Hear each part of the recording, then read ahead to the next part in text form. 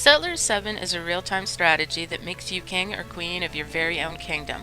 As the all-powerful, it's your job to attract new settlers, revive the kingdom, increase its prestige, and take out other kingdoms nearby.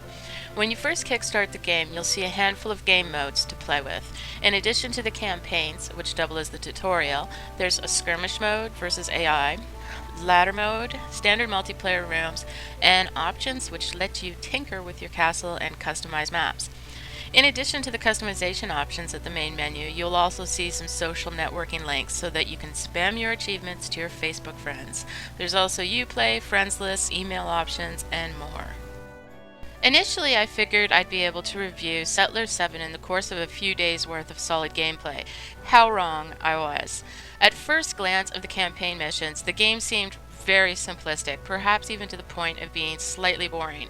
But as you progress, you see that there are so many hidden complexities. The basic gist of the game seemed to be build a castle, build a farm, hire a baker, use your military to take over neutral ground, and eventually your opponents. But in reality, that isn't even a fraction of what Settlers 7 is all about. Each mission unfolds new features and options. Fortunately, the gameplay mechanics are easily retainable. The campaigns start off slowly, sometimes a little too slowly, but I cannot stress enough how important I feel it is to complete the single-player campaigns before moving on to the multiplayer games, or playing full rounds against the AI. The more I play, the more I learn, and the more complex the game becomes. But the more complex it becomes, the more enjoyable it also becomes.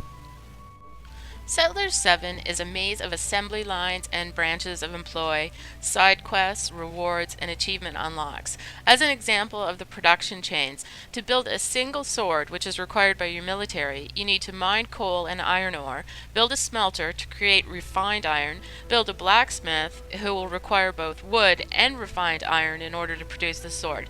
So this means that you also need a forester out there collecting wood, and each of these tasks require its own building. Each building adds another residence to your population.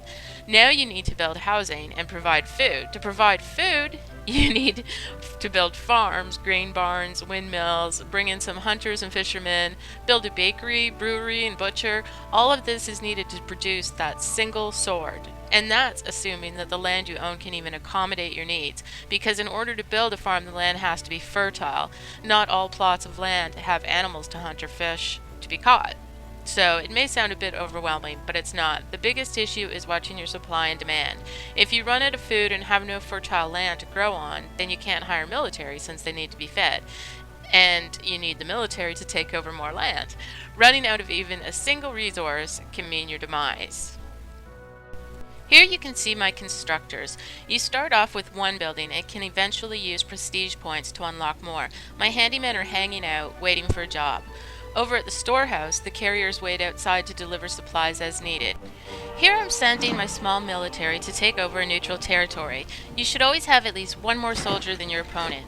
While you can hire and fire the generals of your choosing and create different types of soldiers, the actual battle is hands-off. Once you send your troops out, you can't micromanage them except to retreat.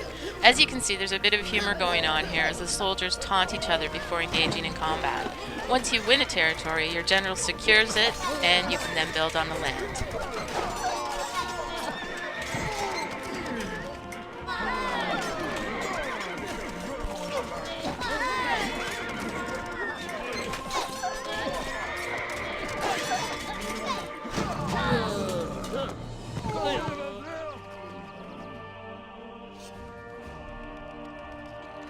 Time for some pros and cons. Settlers 7 is easy on the eyes with its mix of fun and great looking graphics. The soundtrack is excellent, and the collector's edition comes with the full soundtrack. Gameplay is complex but easy to grasp and hold on to. Gameplay is fun, challenging, and addictive, whether you're playing with the campaigns, an AI skirmish, or multiplayer versus or co-op. While Settlers will keep you on your toes at all times, it's also a great game to kick back with when you just want to chill for a bit. It's also the best real-time strategy that I've played in a long time. The cons are a little more complicated since there's so few. The in-game mentoring system is a joke. When I started the game, I switched mentor on so people could ask me questions. 99% of the questions that came in were all Heben de Leben eins zwei drei, so I finally shut it off since clearly my grade 10 German isn't up to snuff. Anyway, I guess it's time to talk about the elephant in the room. No, not me. I'm talking about the DRM, Ubisoft's solution to piracy. In order to play Settlers 7, you require an active internet connection at all times, even if you're playing single player.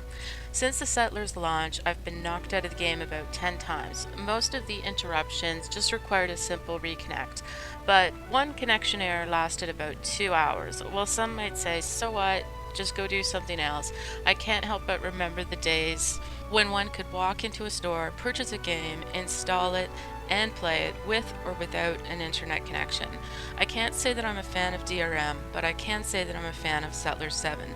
That puts us in a tricky spot in trying to figure out how many negative review score points the burden of DRM is worth. Well, Blue Byte did an awesome job with the game. Ubisoft kind of screwed it up a bit. Without the DRM, I would probably give the Settlers 7 a near perfect score, 4.5 out of 5. But with DRM taken into consideration, I'm still going to be generous with a 4 out of 5, but it kind of pains me to do it. I know some of you would probably like to see the game receive a negative score due to the DRM, but seriously, it's way too much fun. Can't help myself. 4 out of 5 it is.